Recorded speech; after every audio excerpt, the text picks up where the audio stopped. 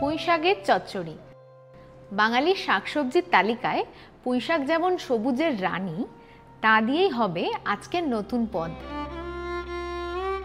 পাতা সহ পুঁই ডাঁটা, খোসা ছাড়ানো আলু 4 চৌকো করে কেটে নিচ্ছি।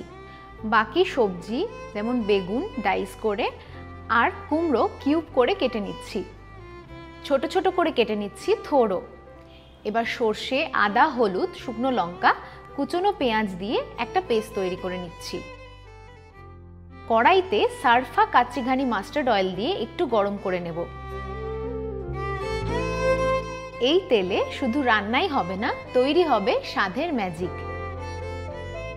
এতে বাকি কুচনো পেঁয়াজ ভেজে নেব গোল্ডেন করে। তারপর এই মিশ্রণ দিয়ে 5 থেকে 6 মিনিট কষিয়ে লালচে রং হয়ে এলে, তেল ছাড়তে শুরু করলে অল্প অল্প জল অ্যাড করব। এবার বেগুন ছাড়া সমস্ত সবজির টুকরো দিয়ে প্রয়োজন মতো নুন মিশিয়ে ঢাকা দিয়ে কম আঁচে সেদ্ধ হতে দেব। মাঝে মাঝে নেড়ে নেব যাতে ধরে না যায়। কিছুক্ষণ পর বেগুনের টুকরোগুলো দিয়ে আরও 10 মিনিট রান্না হতে দেব। অন্য একটি কড়াইতে তেল দিয়ে তেজপাতা, শুকনো লঙ্কা, 5 ফোড়ন ও রসুন গ্রেট করে ভেজে নিচ্ছি।